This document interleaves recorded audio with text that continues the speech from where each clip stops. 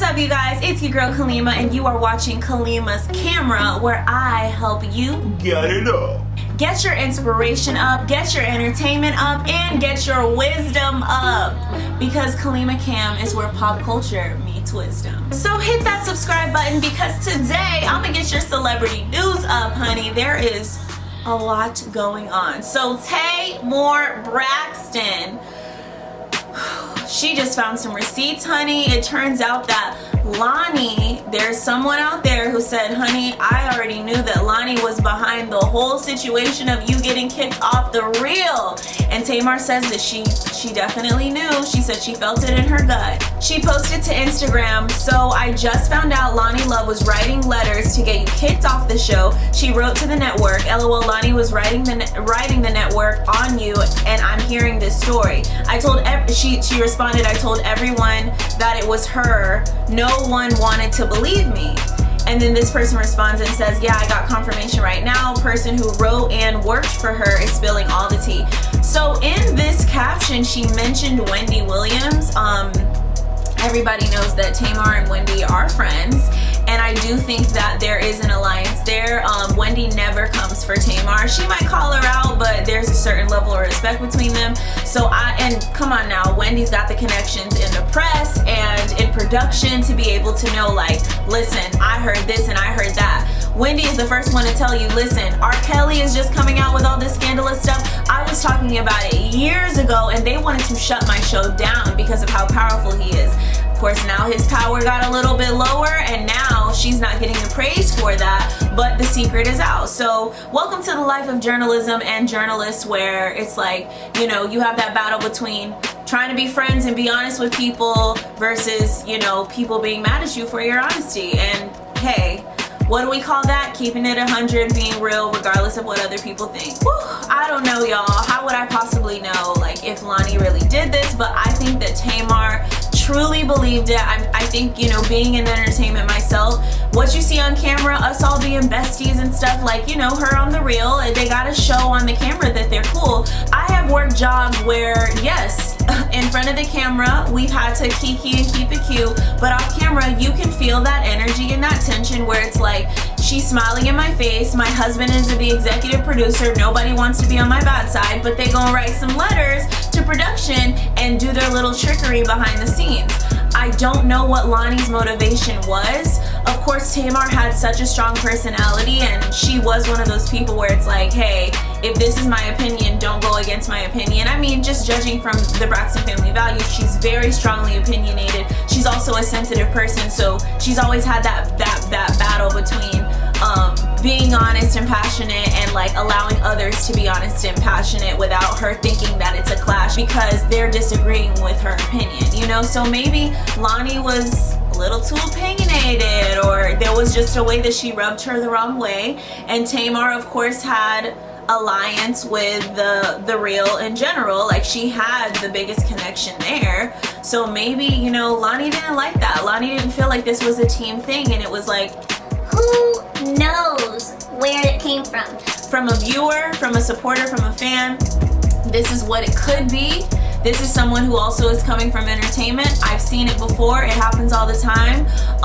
But I am super duper Tamartian, honey. I've been a Tamartian from the beginning. I personally feel like the reel was completely different when she was on it. I've been waiting for her to get her own show, her own radio show, her own podcast, something. Especially when she won Big Brother, I'm like, where is it? Where is it? Let's make it happen. Steve Harvey, you know, said that he was gonna work with her. I haven't heard anything from that. I don't think anything's going on, because I'm sure we'd see it on social media. But yeah, she mentioned in an interview with Extra or E right after her win, she talked about how she would love to do a podcast or a show with her, Lisa Rinna, and Justin from E-Pop, from E! Daily News. Honey, those three, that would be so freaking good and juicy. Plus, Tamar should have been on Real Housewives of Atlanta or Beverly Hills or something. Definitely not Beverly Hills, actually. Absolutely not. Scratch that. But yeah, you know what I'm saying? Like, she is meant to be on reality TV. She got renewed for another season on Braxton Family Values, so we will get to see a little bit more about this. I'm sure it'll open up more about the whole Lonnie situation, so keep it locked to Kalima. Kalima Kam, because I'm gonna definitely keep you locked, okay? On the news, got it up. On to the next. There was this really interesting quote. It was like defining the word bisexual. That's bisexual.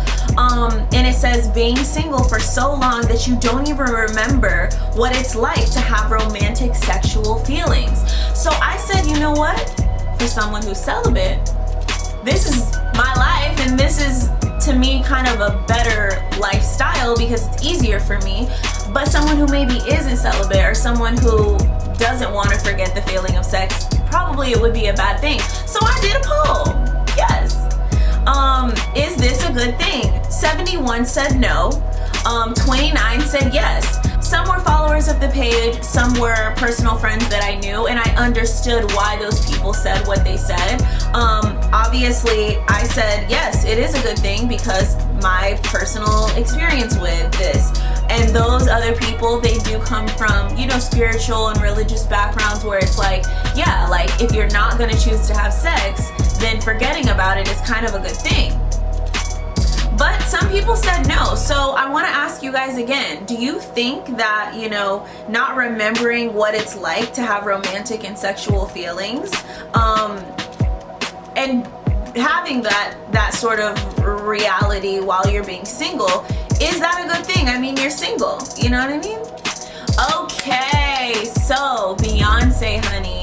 Of course, she's the queen of Houston. Megan is on the rise. She is now what some people are calling her the rap queen of Houston, or two super powerful Houston natives taking over the music industry, or already took over, obviously. I am not a Beehive member, and when I say that, I know.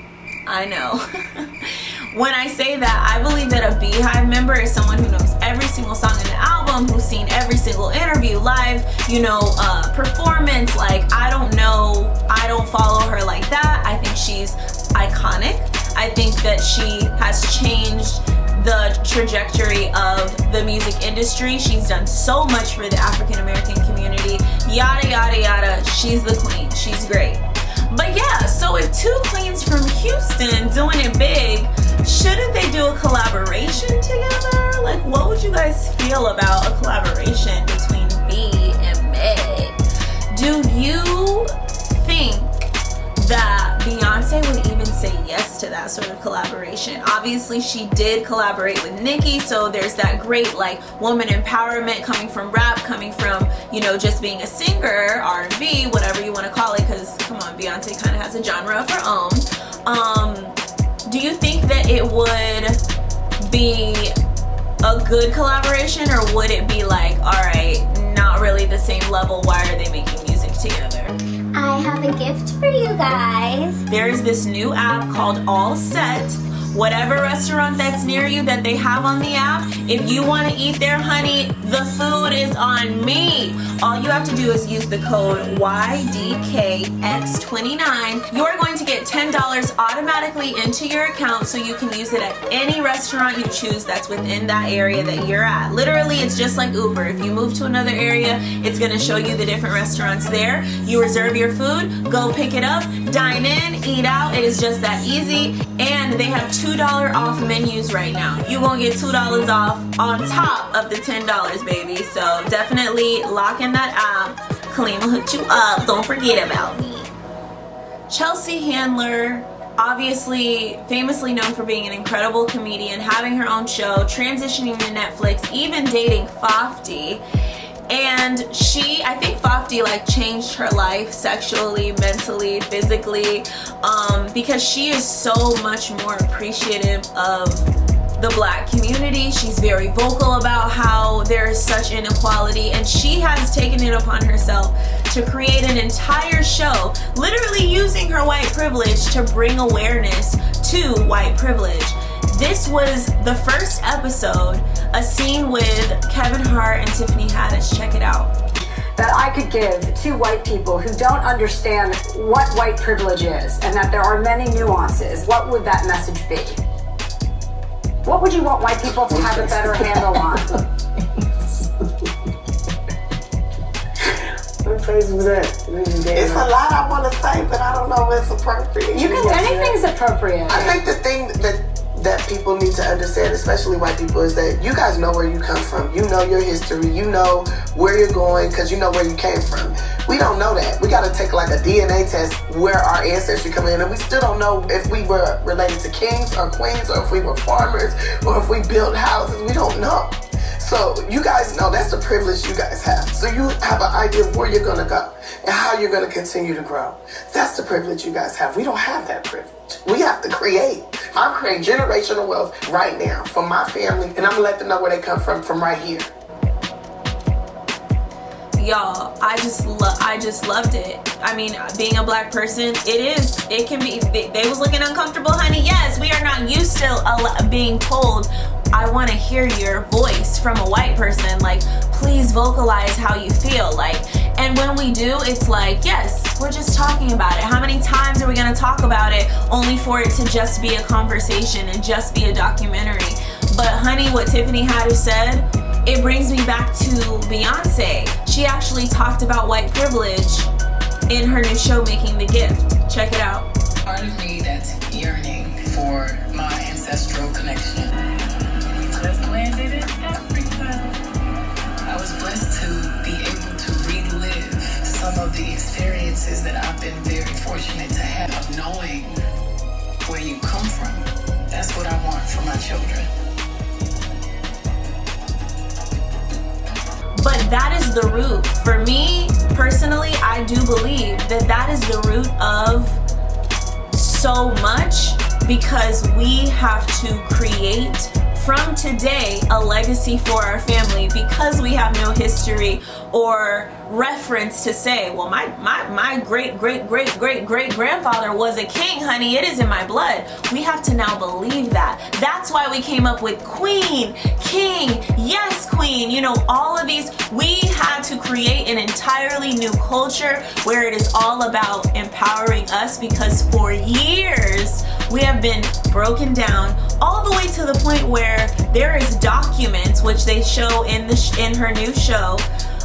There's documentation of white people literally saying, you are not human. You are only a percentage of a human. So mentally, our own uncles, and not even that far long ago, our great-grandparents, our great-great-grandparents and great-aunties had to transition into this new era where it's like, okay, I was taught that my worth is nothing. You're now living in a time where a black person was a president. There's actually possibilities now, but because there's so many people, so many kids living in households where their parents haven't gotten to that mentality yet, they're still in 2019 trying to figure out, why would I even try to apply for a management position when I don't know anybody who looks like me or in my family who has gotten that far? Why would I think that that could happen to me? Here I am. I have a father who did not graduate from high school and made an incredible career for himself as an entrepreneur. I have seen a black man, light-skinned black man, which definitely makes a difference, fully create a lifestyle that is amazing for my family. And so I had that example so young, where it's like, you are your own power. You make your own power. You can make it happen on yourself. I might not have the funds to help you all the time, but I can tell you that if you put that will out there, it can happen. So I had that example. At least from one person, it can make a difference. Barack Obama, whether you like him or not, he was a huge example for us of possibility and just motivation to say, listen, I'm gonna start a legacy for my family too.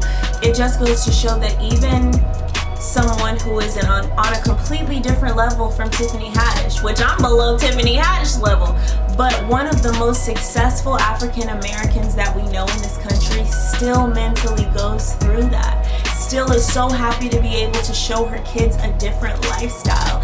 And just watching Making the Gift, which obviously the gift was so beautiful. I mean, oh my God, Spirit, like I watched the video so many times because it was just so perfectly made, and it was so empowering, and it was so motivating that it's like, wow, it's not just me. She's now able to say, I have a new reality, and I just want my kids to continue it, to love themselves, to have their kids say, oh no, my mom had a completely different, I wasn't raised that way. You know, how beautiful is that?